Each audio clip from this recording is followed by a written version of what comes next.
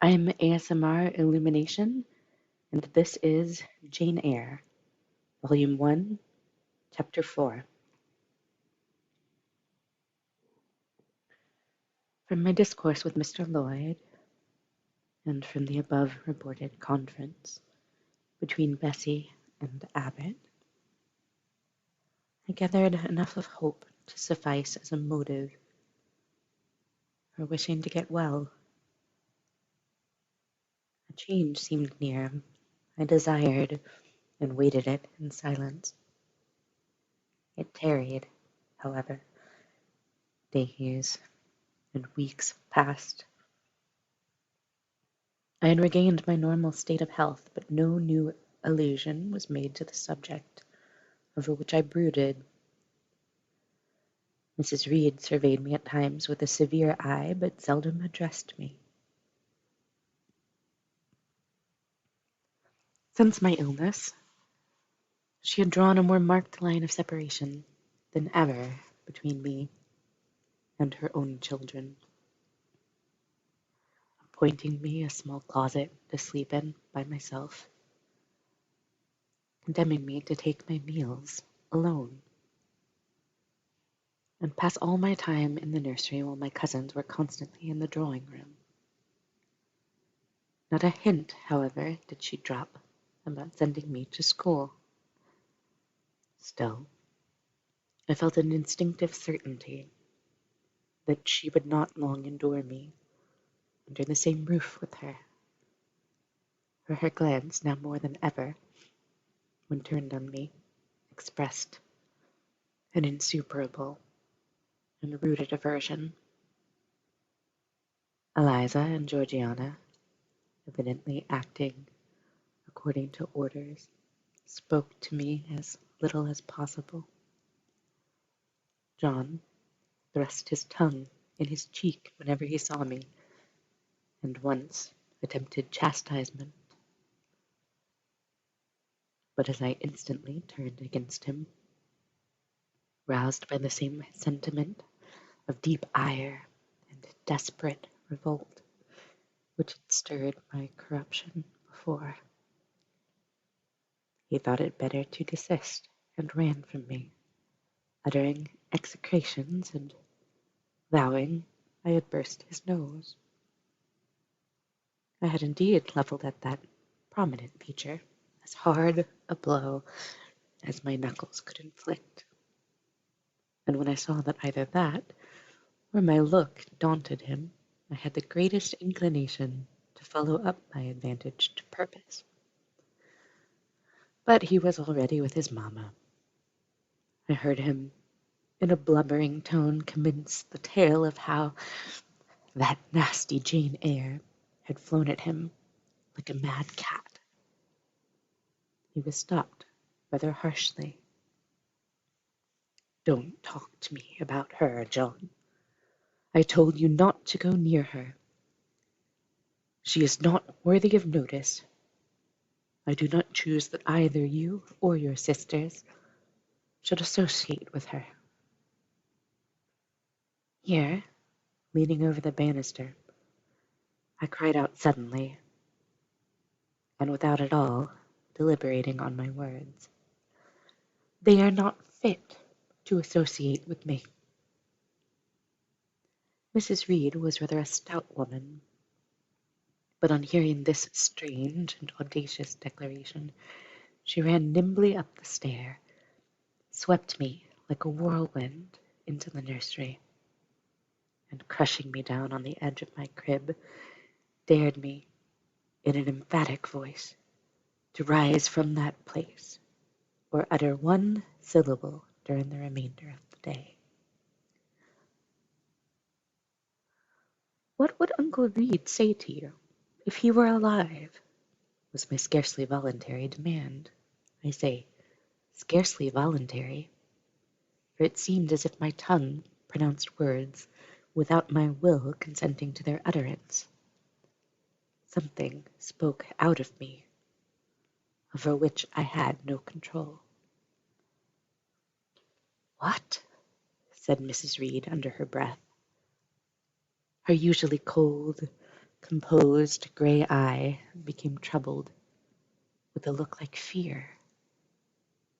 She took her hand from my arm and gazed at me as if she really did not know whether I were a child or fiend. I was now in for it.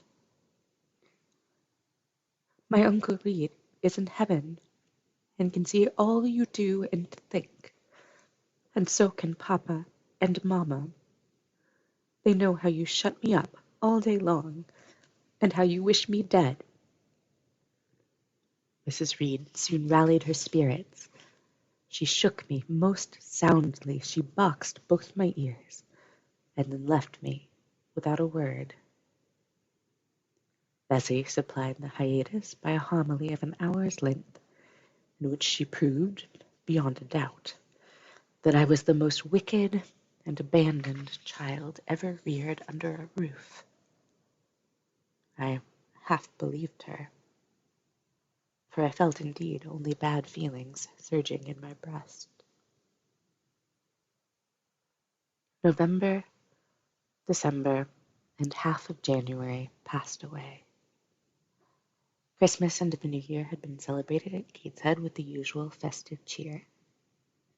Presents had been interchanged, dinners and evening parties given. From every enjoyment, I was, of course, excluded. My share of the gaiety consisted in witnessing the daily appareling of Eliza and Georgiana, and seeing them descend to the drawing-room, dressed out in thin muslin frocks and scarlet sashes, with hair elaborately ringleted.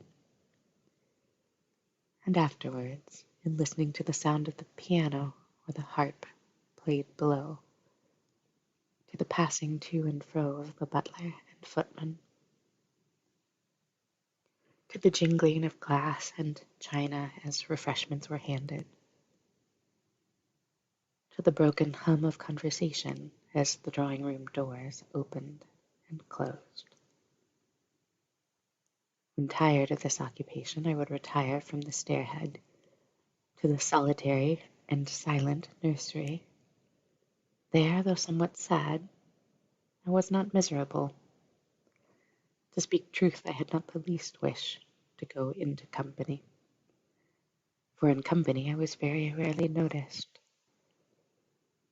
And if Bessie had but been kind and companionable, I should have deemed it a treat to spend the evenings quietly with her, instead of passing them under the formidable eye of Mrs. Reed in a room full of ladies and gentlemen.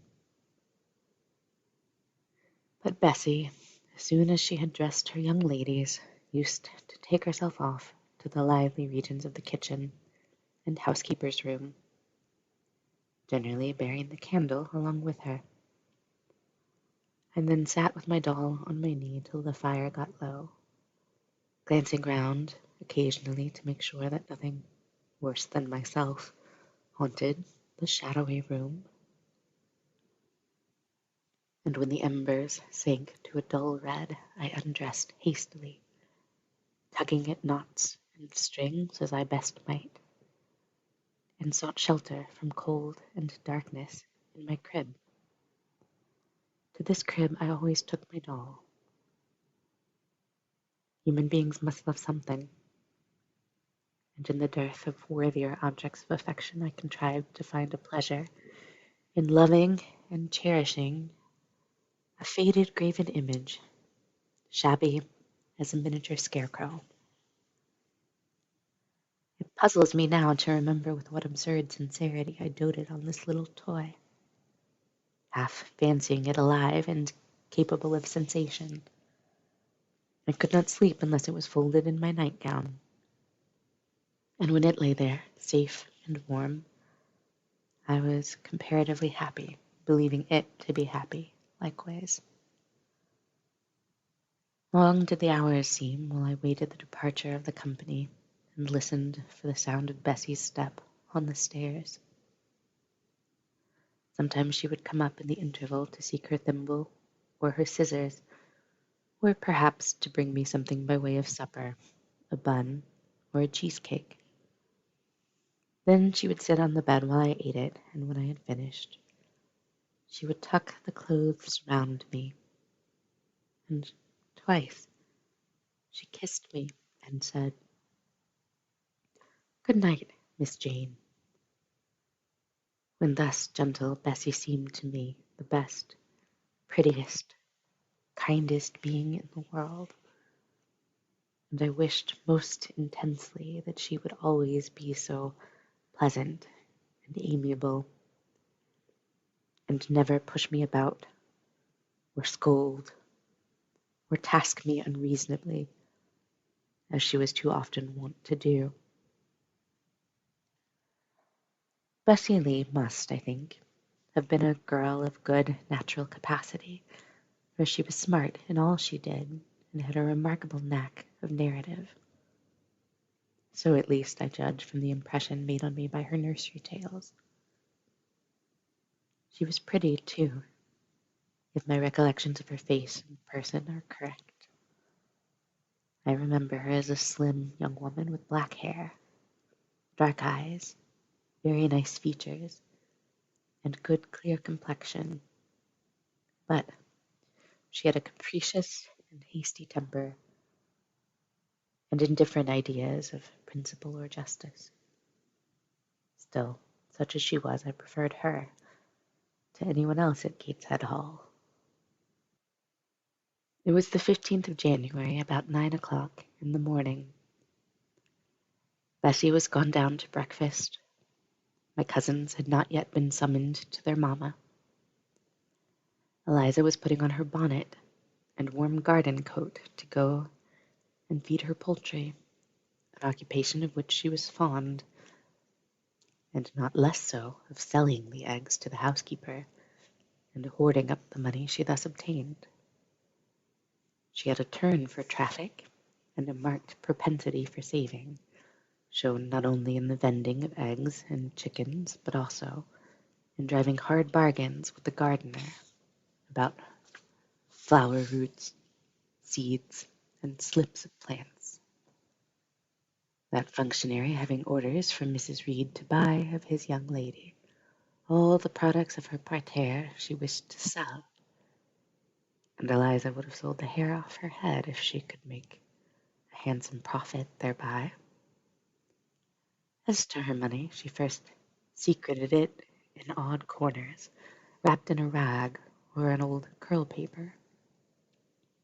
But some of these hoards having been discovered by the housemaid, Eliza, fearful of one day losing her valued treasure, consented to entrust it to her mother at a usurious rate of interest, 50 or 60%, which interest she exacted every quarter, keeping her accounts in a little book with anxious accuracy. Georgiana sat on a high stool, dressing her hair at the glass, and interweaving her curls with artificial flowers and faded feathers, of which she had found a store in a drawer in the attic. I was making my bed, having received strict orders from Bessie to get it arranged before she returned, for Bessie now frequently employed me as a sort of under-nursery maid to tidy the room, dust the chairs, etc. Having spread the quilt and folded my night-dress, I went to the window-seat to put in order some picture books and doll's house furniture scattered there. An abrupt command from Georgiana to let her playthings alone, for the tiny chairs and mirrors, the fairy plates and cups were her property, stopped my proceedings, and then for lack of other occupation I fell to breathing on the frost flowers with which the window was fretted, and thus clearing a space in the glass through which I might look out on the grounds, where all was still and petrified under the influence of a hard frost.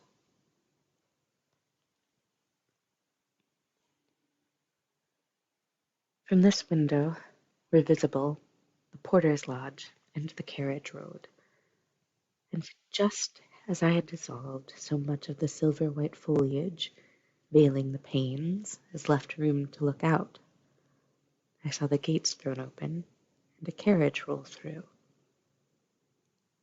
I watched it ascending the drive with indifference. Carriages often came to Gateshead, but none ever brought visitors in whom I was interested. It stopped in front of the house.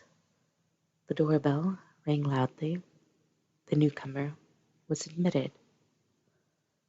All this being nothing to me, my vacant attention soon found livelier attraction in the spectacle of a little hungry robin, which came and chirruped on the twigs of the leafless cherry tree nailed against the wall near the casement. The remains of my breakfast of bread and milk stood on the table, and having crumbled a morsel of roll, I was tugging at the sash to put out the crumbs on the window-sill when Bessie came running upstairs into the nursery. "Miss Jane, take off your pinafore. What are you doing there? Have you washed your hands and face this morning?"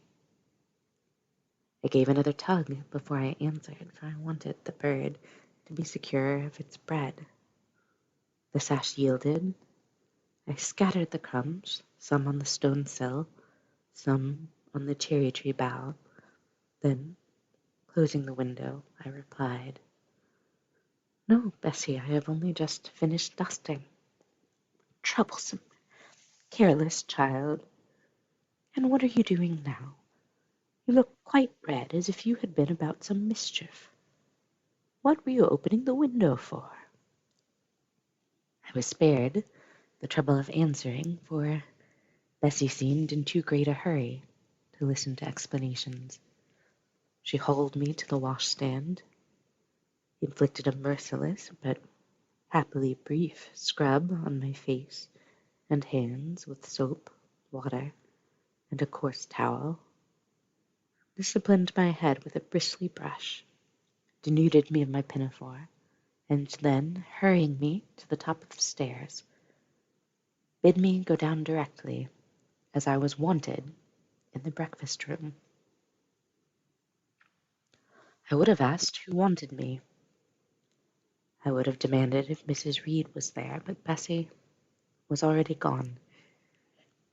It had closed the nursery door upon me. I slowly descended. For nearly 3 months, I had never been called to Mrs. Reed's presence. Restricted so long to the nursery, the breakfast, dining, and drawing rooms were become, for me, awful regions on which it dismayed me to intrude. I now stood in the empty hall. Before me was the breakfast room door, and I stopped, intimidated and trembling. What a miserable little poltroon had fear, engendered of unjust punishment, made of me in those days. I feared to return to the nursery. I feared to go forward to the parlor. 10 minutes I stood in agitated hesitation. The vehement ringing of the breakfast-room bell decided me. I must enter.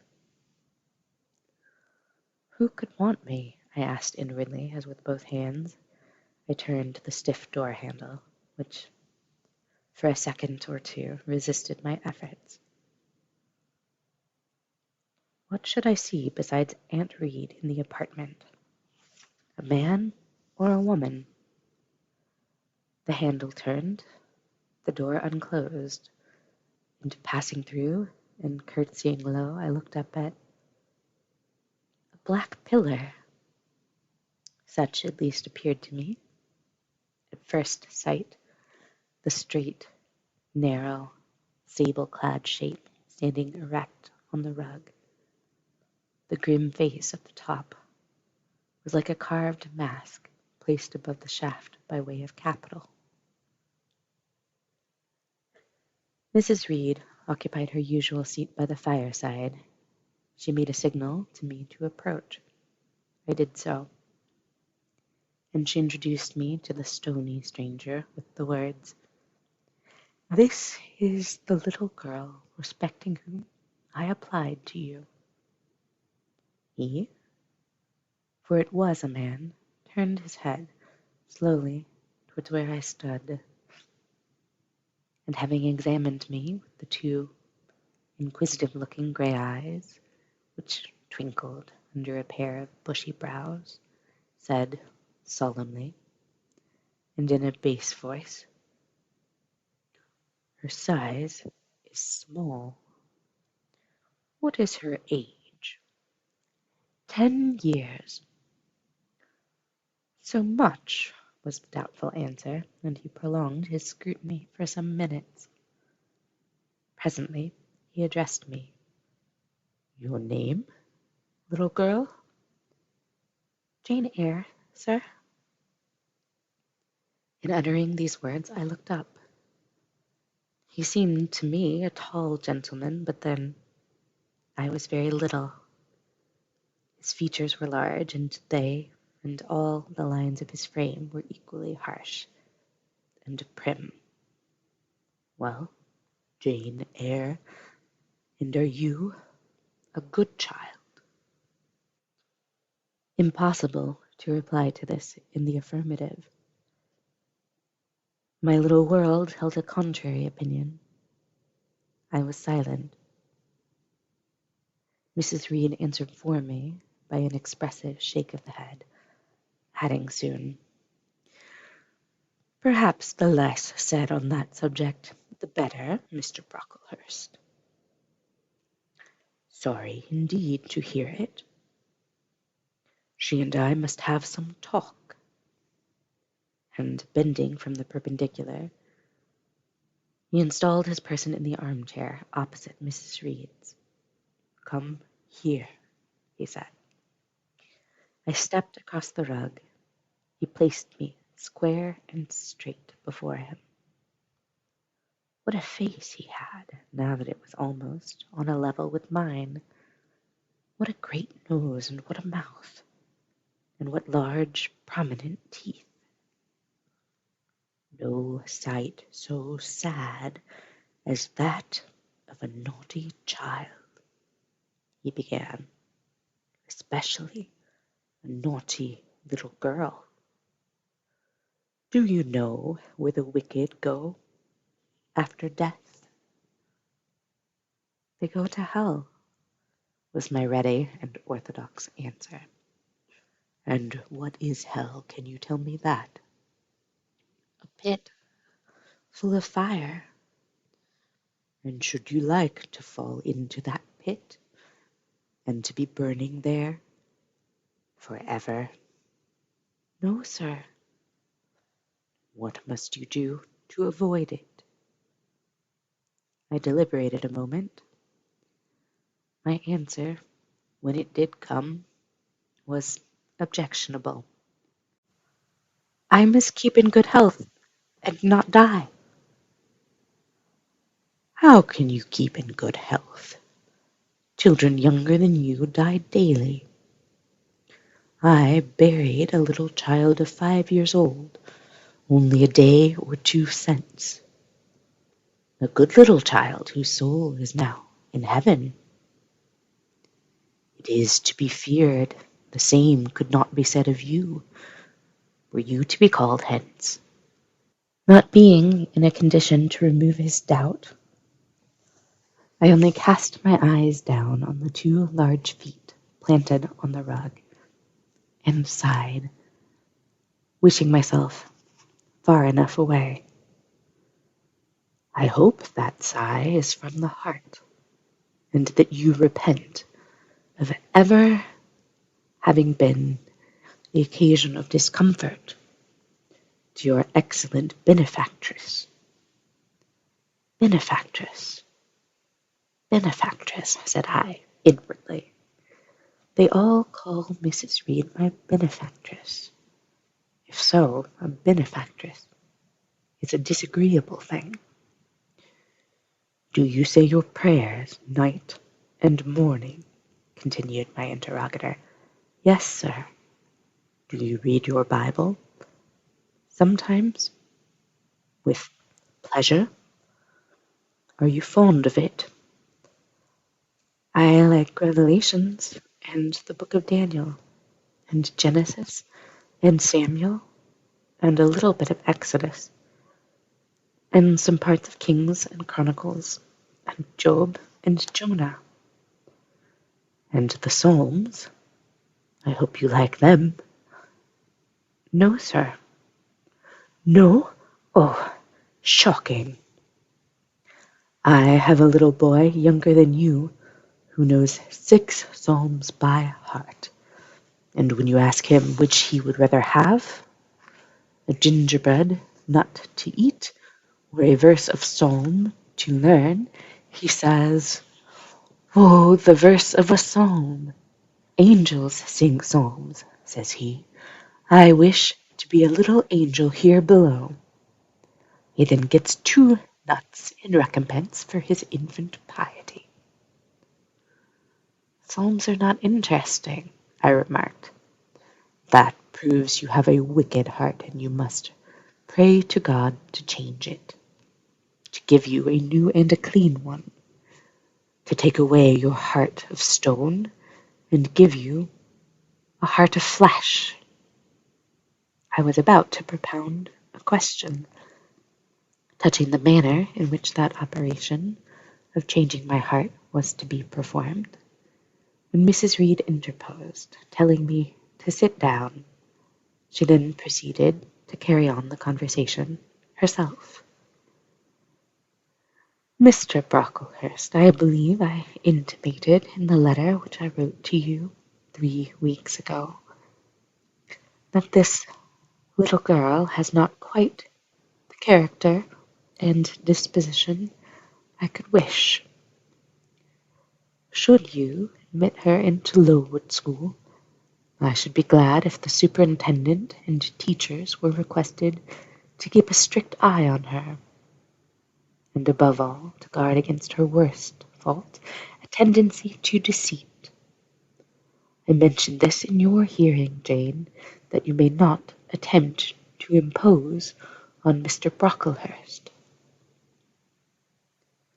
Well might I dread, well might I dislike Mrs. Reed, for it was her nature to wound me cruelly.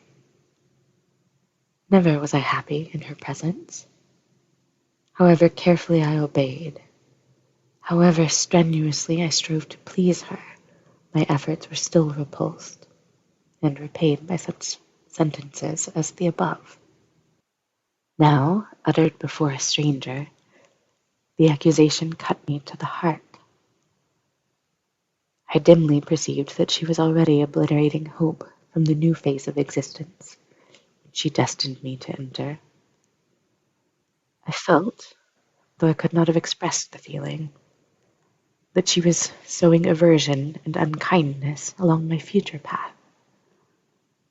I saw myself transformed under Mr. Brocklehurst's eye into an artful, noxious child.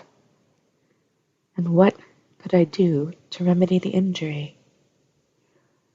Nothing indeed, thought I, as I struggled to repress a sob, and hastily wiped away some tears, the impotent evidences of my anguish. Deceit is indeed a sad fault in a child, said Mr. Brocklehurst. It is akin to falsehood, and all liars will have their portion in the lake burning with fire and brimstone. She shall, however, be watched, Mrs. Reed. I will speak to Miss Temple and the teachers. I should wish her to be brought up in a manner suiting her prospects, continued my benefactress, to be made useful, to be kept humble. As for the vacations, she will, with your permission, spend them always at Lowood. Your decisions are perfectly judicious, madam, returned Mr. Brocklehurst. Humility is a Christian grace, and one peculiarly appropriate to the pupils of Lowood. I therefore direct that especial care shall be bestowed on its cultivation amongst them. I have studied how best to mortify in them the worldly sentiment of pride, and only the other day I had a pleasing proof of my success. My second daughter, Augusta, went with her mamma to visit the school, and on her return she exclaimed, "Oh, dear papa, how quiet and plain all the girls at Lowood look, with their hair combed behind their ears, and their long pinafores, and those little holland pockets outside their frocks. They are almost like poor people's children, and," said she, "they looked at my dress and mamma's as if they had never seen a silk gown before." "This is the state of things I quite approve," returned Mrs. Reed. "Had I sought all England over, I could scarcely have found a system more exactly fitting a child like Jane Eyre. Consistency. And, my dear Mr. Brocklehurst, I advocate consistency in all things." "Consistency, madam, is the first of Christian duties, and it has been observed in every arrangement connected with the establishment of Lowood. Plain fare, simple attire, unsophisticated accommodations, hardy and active habits. Such is the order of the day in the house and its inhabitants." "Quite right, sir. I may then depend upon this child being received as a pupil at Lowood, and there being trained in conformity to her position and prospects?" "Madam, you may.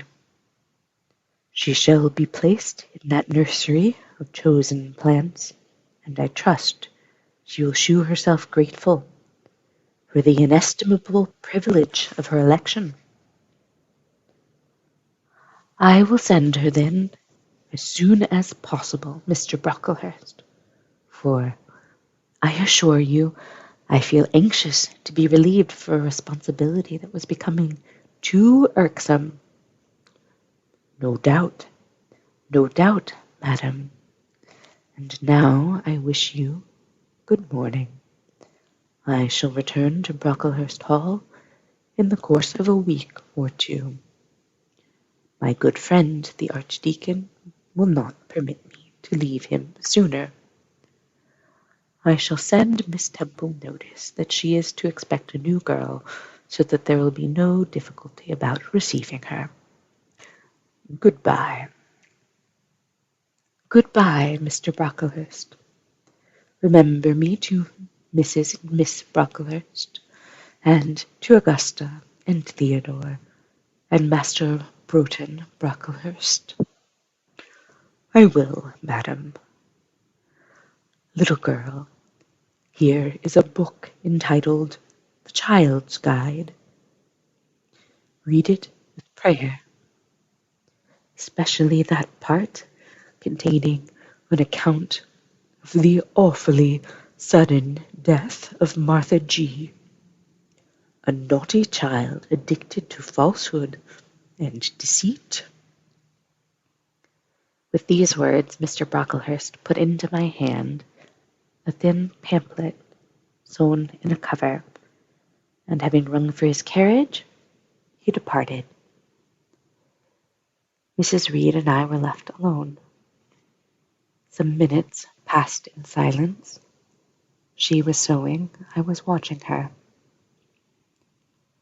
Mrs. Reed might be at that time some 6 or 7 and 30. She was a woman of robust frame, square-shouldered and strong-limbed, not tall, and though stout, not obese. She had a somewhat large face, the underjaw being much developed and very solid. Her brow was low, her chin large and prominent, mouth and nose sufficiently regular. Under her light eyebrows glimmered an eye devoid of ruth. Her skin was dark and opaque, her hair nearly flaxen. Her constitution was sound as a bell. Illness never came near her. She was an exact, clever manager. Her household and tenantry were thoroughly under her control. Her children only at times defied her authority and laughed it to scorn. She dressed well, and had a presence and port calculated to set off handsome attire.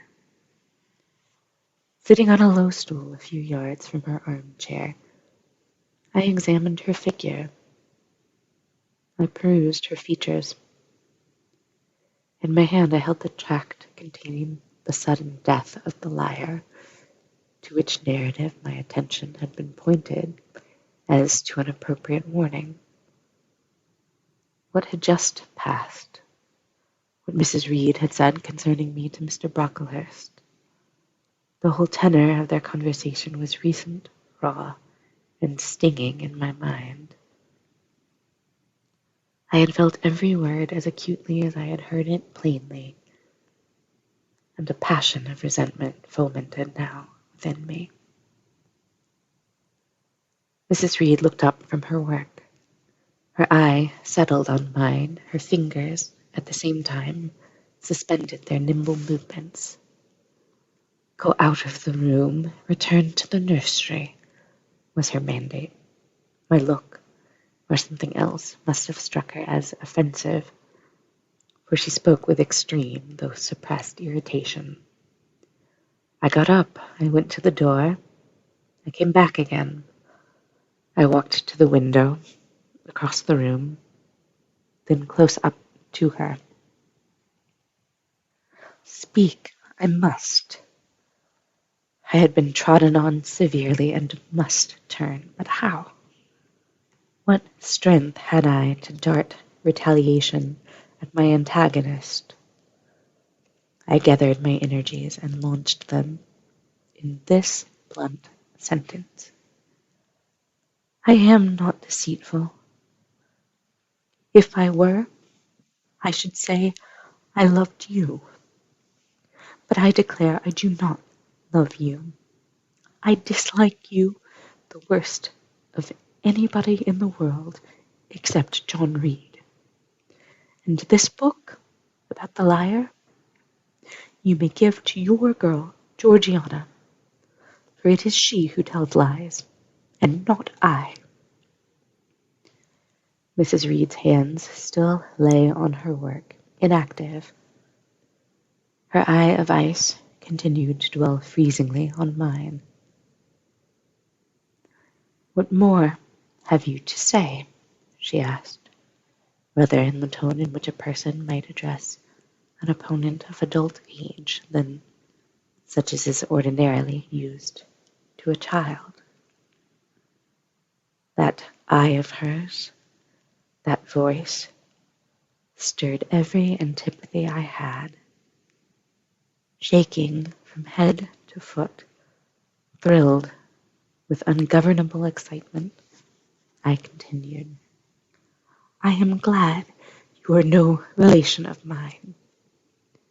I will never call you aunt again as long as I live. I will never come to see you when I am grown up. And if anyone asks me how I liked you and how you treated me, I will say, the very thought of you makes me sick, and that you treated me with miserable cruelty. How dare you affirm that, Jane Eyre? How dare I, Mrs. Reed? How dare I? Because it is the truth.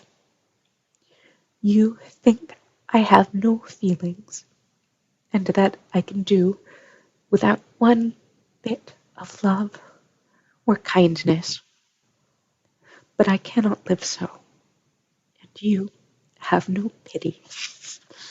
I shall remember how you thrust me back, roughly and violently thrust me back into the red room and locked me up there to my dying day, though I was in agony, though I cried out while suffocating with distress, Have mercy, Aunt Reed.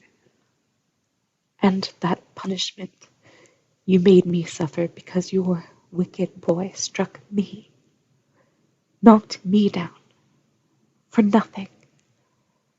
I will tell anybody who asks me questions this exact tale. People think you a good woman, but you are bad, hard-hearted. You are deceitful. Ere I had finished this reply, my soul began to expand, to exult, with the strangest sense of freedom, of triumph I ever felt. It seemed as if an invisible bond had burst, and that I had struggled out into unhoped-for liberty. Not without cause was this sentiment.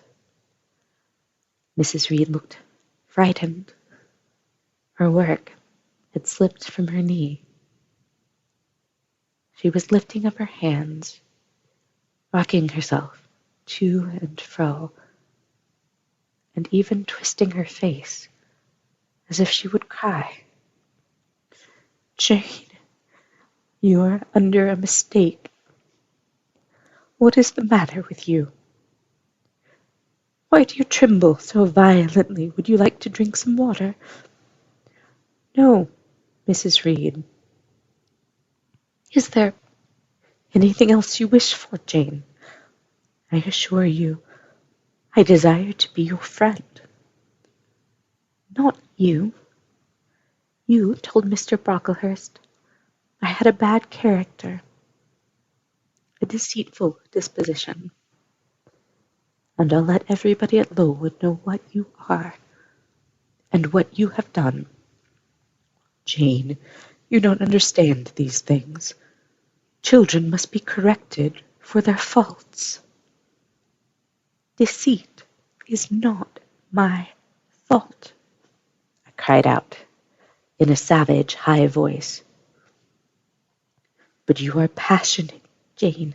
That you must allow. And now, return to the nursery. There's a dear, and lie down a little. I am not your dear. I cannot lie down. Send me to school soon, Mrs. Reed, for I hate to live here. I will indeed send her to school soon, murmured Mrs. Reed sotto voce. And gathering up her work, she abruptly quitted the apartment. I was left there alone, winner of the field. It was the hardest battle I had fought, and the first victory I had gained. I stood a while on the rug where Mr. Brocklehurst had stood, and I enjoyed my conqueror's solitude. First, I smiled to myself and felt elate. But this fierce pleasure subsided in me as fast as did the accelerated throb of my pulses. A child cannot quarrel with its elders, as I had done, cannot give its furious feelings uncontrolled play, as I had given mine, without experiencing afterwards the pang of remorse and the chill of reaction. A ridge of lighted heath, alive, glancing, devouring, would have been a meet emblem of my mind when I accused and menaced Mrs. Reed. The same bridge, black and blasted after the flames are dead, would have represented as meetly my subsequent condition when half an hour's silence and reflection had shown me the madness of my conduct and the dreariness of my hated and hating position. Something of vengeance I had tasted for the first time, as aromatic wine it seemed on swallowing, warm and racy, its after-flavor, metallic and corroding, gave me a sensation as if I had been poisoned. Willingly would I now have gone and asked Mrs. Reed's pardon, but I knew, partly from experience and partly from instinct, that was the way to make her repulse me with double scorn, thereby re-exciting every turbulent impulse of my nature. I would fain exercise some better faculty than that of fierce speaking, fain find nourishment for some less fiendish feeling than that of sombre indignation. I took a book, some Arabian tales. I sat down and endeavored to read. I could make no sense of the subject. My own thoughts swam always between me and the page I had usually found fascinating. I opened the glass door in the breakfast room. The shrubbery was quite still. The black frost reigned, unbroken by sun or breeze, through the grounds. I covered my head and arms with the skirt of my frock, and went out to walk in a part of the plantation which was quite sequestered. But I found no pleasure in the silent trees, the falling fir cones, the congealed relics of autumn, russet leaves, swept by past winds in heaps, and now stiffened together.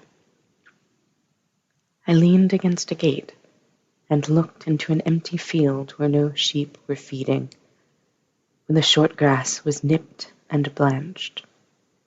It was a very grey day, a most opaque sky, onding on snow, canopied all. Thence flakes fell at intervals, which settled on the hard path and on the hoary lay without melting. I stood, a wretched child enough, whispering to myself over and over again, "What shall I do? What shall I do?" All at once I heard a clear voice call, "Miss Jane, where are you? Come to lunch." It was Bessie, I knew well enough, but I did not stir. Her light step came tripping down the path. "You naughty little thing," she said. "Why don't you come when you are cold?" Bessie's presence, compared with the thoughts over which I had been brooding, seemed cheerful, even though, as usual, she was somewhat cross. The fact is, after my conflict with, and victory over, Mrs. Reed, I was not disposed to care much for the nursemaid's transitory anger, and I was disposed to bask in her youthful lightness of heart. I just put my 2 arms round her and said, "Come, Bessie, don't scold." The action was more frank and fearless than any I was habituated to indulge in. Somehow it pleased her. "You are a strange child, Miss Jane," she said, as she looked down at me. "A little roving, solitary thing. And you are going to school, I suppose?" I nodded. "And won't you be sorry to leave poor Bessie?" "What does Bessie care for me? She is always scolding me." "Because you're such a queer, frightened, shy little thing. You should be bolder." "What? To get more knocks? Nonsense." "But you are rather put upon, that's certain. My mother said, when she came to see me last week, that she would not like a little one of her own to be in your place. Now come in, and I've some good news for you." "I don't think you have, Bessie." "Oh, child, what do you mean? What sorrowful eyes you fix on me. Well, but Mrs. and the young ladies and Master John are going out to tea this afternoon, and you shall have tea with me. I'll ask cook to bake you a little cake, and then you shall help me to look over your drawers, for I am soon to pack your trunk. Mrs. intends you to leave Gateshead in a day or 2, and you shall choose what toys you like to take with you. Bessie, you must promise not to scold me any more till I go." "Well, I will, but mind you are a very good girl, and don't be afraid of me." "Don't start when I chance to speak rather sharply. It's so provoking."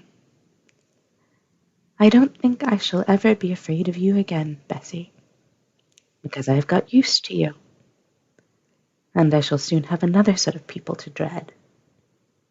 If you dread them, they'll dislike you, as you do, Bessie. I don't dislike you, miss. I believe I am fonder of you than of all the others. You don't show it. Oh, you sharp little thing, you've got quite a new way of talking. What makes you so venturesome and hardy?